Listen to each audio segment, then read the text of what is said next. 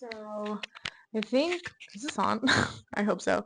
I think a lot of us are going through a huge timeline jump right now, and really massively going through these shifts in the current energies and in this current kind of collective evolution. And I really wanted to talk about that whole concept of timeline jumping and also the void, because I think that we're going to enter a time where a lot of people are going to start waking up very rapidly. And I think it's really important to actually put a name and I guess, process, an actual tangible process to the experiences that you have when you're going through timeline jumping. Otherwise, you're going to be running around in circles for a really long time because I definitely did that myself. Um, so, what is timeline jumping? Timeline jumping is just like a fancy schmancy way of talking about when you are going through a very rapid acceleration of your growth and you are jumping from living one reality to the next. And so, a lot of times, this future reality that's coming through it's likely something you can feel really deep inside of yourself. It's likely something you've been dreaming about for years. When you close your eyes, when you daydream, it's the thing that you've been thinking about, um, but never really manifested. And when you start to go through a massive timeline jump, you're going to first experience a reality collapse. And that's, I think, where a lot of people get stuck. Because what happens is you were living your life, and in your life, you were working a certain way, you were showing up in the world a certain way, you had certain defense mechanisms that you were using to maybe hide some of your pain, but it was helping you to kind of exist in the world and numb out and just fit into the mold. Um, you had this way of living your life that existed before that worked, right? And maybe you weren't living the dream life that you wanted to live, but it was working. You had a job, you had a family, you had a partner, you had a sense of self, and maybe those things weren't extraordinary and amazing and super aligned to you, but like they did the job. When you start to go through a timeline jump, though, all of a sudden you're going to feel like you're gonna have this really wicked and kind of scary and disorienting feeling of like you're starting to feel like the surrounding environment you're in is like claustrophobic, and all of a sudden you feel like you come online and you realize that the reality that you're living is no longer working anymore. So the reality that was working for you for years um, is starting to not work. And so maybe you go to work and you realize, the job that used to bring you some sense of joy is like now all of a sudden you hate it. Maybe the opportunities that you're seeking are just not coming to you.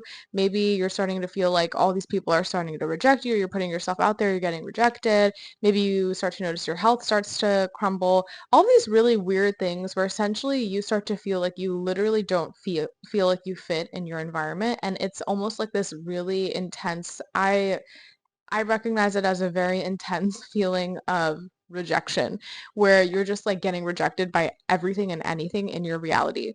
And the worst thing you can do is internalize this rejection and think to yourself that I'm broken and that I'm doing something wrong and I need to just work harder, right? And unfortunately, if you're going through your first like major kind of awakening experience or major timeline jump, you might fall into that trap where, we're told in society that living a certain life is the secure way to go, and it's the way that's going to give you the most security. And so a lot of times we try to cling on to that old timeline, and that's like the worst thing that you could do, because the more that you cling on to that timeline, the more you're going to suffer, because this change is going to happen no matter what. You're already feeling it. It's already birthing through you. Like this new reality is literally birthing through you. Like you are birthing, you are vomiting, you are like literally just like spewing out this new reality from inside of your body.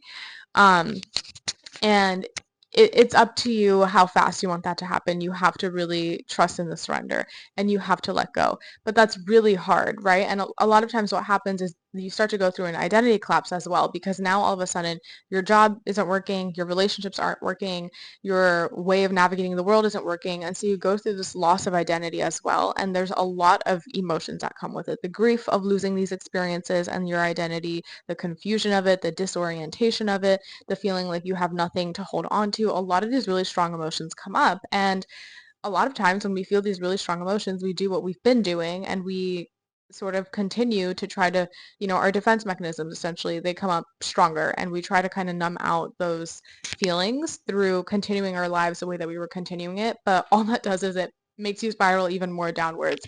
So essentially, if you are going through that, um, I think it's really important for you to recognize that what you're going through is not a bad thing, and you don't need to fight it, and you are actually moving into a completely new timeline. So your job isn't like, don't, I really like really want to say this because I feel like this is how I felt, but like just don't think to yourself that you are doing something wrong and you need to go back to the life that you were living, because that's the opposite of what's happening. Actually, what's happening is, your soul, the universe, God, the divine source, whatever you want to call it, has decided that it's time for you to actually get that thing that you've been dreaming of. It's time for you to actually be more, right? Like you've always known that you were meant for more. You've always known that you came here with a purpose, and it's time for you to finally wake up to that. And so the universe is giving you the space and the opportunity to really shift that reality, but you have to be willing to let go. And it's really hard. It's not as easy as it sounds when you're talking about it. It is like the hardest thing to do, especially like the first couple times you do it. I noticed that these cycles get faster and faster, but like the first major reality shift or timeline jump that you go through is like usually super intense and confusing. um, but with that said, that also brings up the concept of the void, right? Because when your reality starts to collapse, where you're headed is not like you just, it's not like your reality collapses and you wake up the next day and your reality is perfect, in this new beautiful shiny way. You enter the void, and the void is a very beautiful but very terrifying state of consciousness. And so I think we make it harder on ourselves. So the void is kind of like this place, the way that I think about it, it's just one layer of consciousness, right? Like ultimately we have like multiple levels of reality operating at once. There's like the 3D, there's the 5D, and I see the void as kind of like the highest level of enlightenment or consciousness. It's not somewhere that we can actually exist, I think, fully in our human bodies, because the void is kind of like the plane of pure consciousness. So it's where consciousness exists before it's manifested, right? Like we all manifest as unique souls into this physical world, but the higher level of where our souls come from is sort of this realm of the void where the infinite potential lies. It's pure stillness, pure peace, pure nothingness, right? But when you're in a human body, the experience of nothingness is terrifying because we have an ego, we have an identity, we have a sense of self. And a lot of times, because we live in a world that really rewards a lot of attachment to the self, to the human self, when you go through a void experience and when you're in the void, it really brings up a lot of existential problems and questions, because now all of a sudden you're really feeling this deep existential feeling of nothingness and complete emptiness.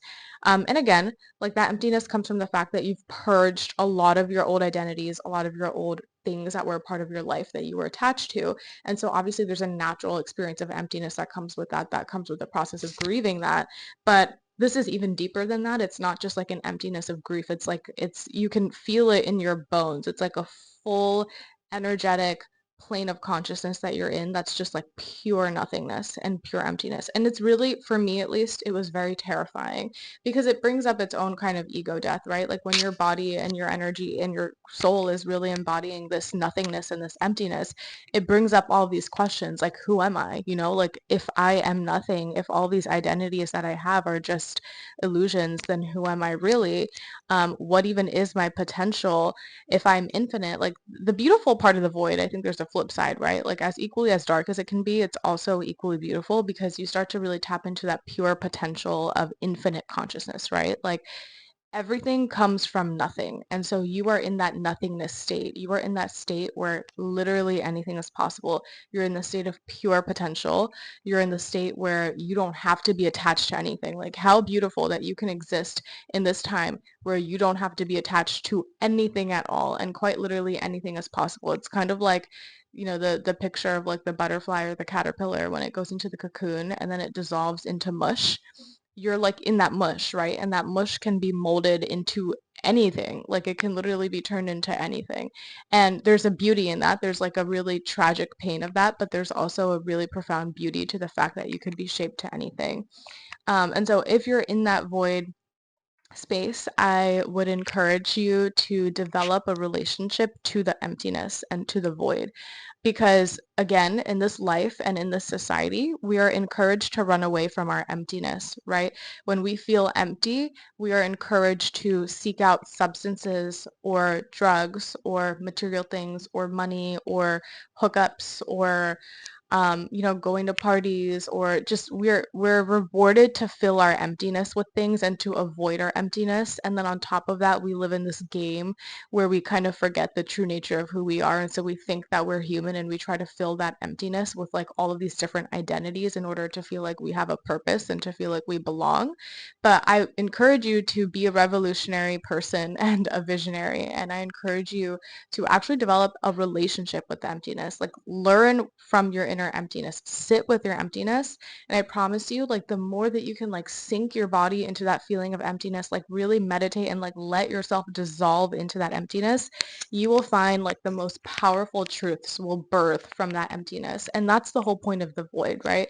Because when you're in the void, like I said, you're in this pure emptiness, you're in this pure state of infinite possibility. And so what happens when you're in this kind of womb state, when you're in this cocoon, is that new truths, new insight, new experiences of your identity, new passions, new interests, a new life is going to build itself from this place of emptiness. But it's going to be slow, probably. It's going to happen like one seed at a time. It's not going to be like this really big, obvious thing. And so it might not be the most clear journey possible, but even that is with intention, right? Because this void space is giving you an opportunity to build a relationship with your intuition and with your higher intelligence, right? Like how well can you listen and trust the intelligence inside of yourself?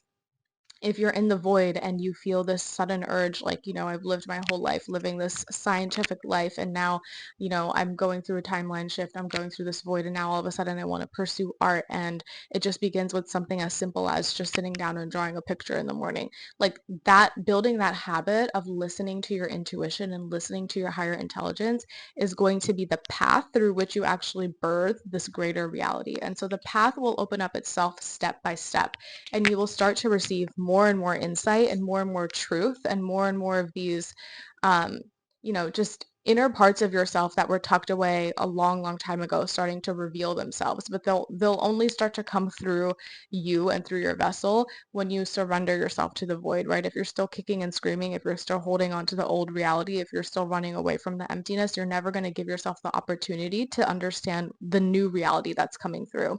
And that's a huge thing, because the process will become a lot easier when you can be future oriented, when you can focus on, okay, my old reality is collapsing. I'm going to keep my eyes forward, right? Like what's coming ahead is not like this insurmountable death. I mean, it kind of is like metaphorically, but like literally, no. What's coming forward is actually a bigger, brighter life. So if you can focus yourself on like, okay, I'm going through this death, but let me expand my awareness, let me fine tune my ability to listen to myself, and let me see what life is trying to birth through me. Like, what is this new life? Who am I?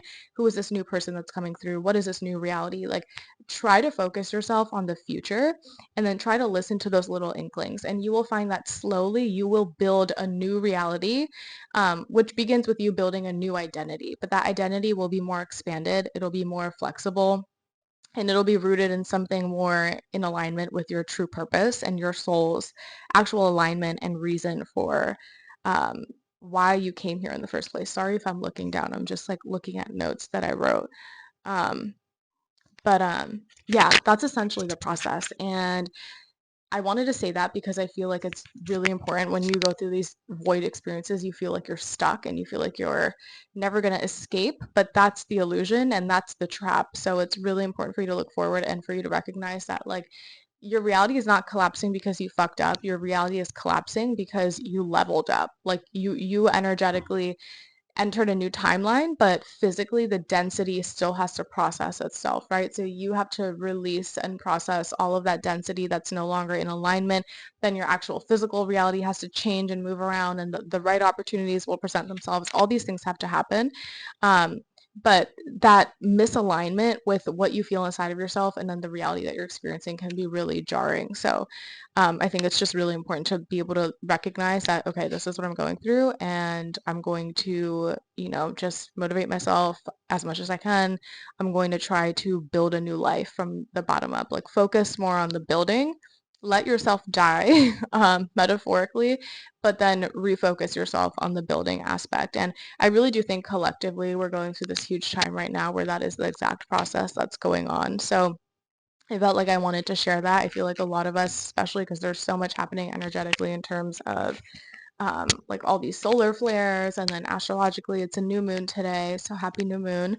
Um, but there's a lot going on, and just collectively, I can feel like a really, really big shift when it comes to the collective conscious, and I feel like we're on the verge of pushing into something really big. I think those of us that have been on this path for a long time are finally breaking into we're finally breaking into that new reality that I've been talking about this whole time. I think for many years, namely like around 2019 was when we had a huge timeline collapse, and we've been processing things ever since then, but I can really feel that I think this next year is going to be this really profound opening for those of us who've been embarking on this journey, and it's going to be really beautiful. So, yeah, enjoy your new moon.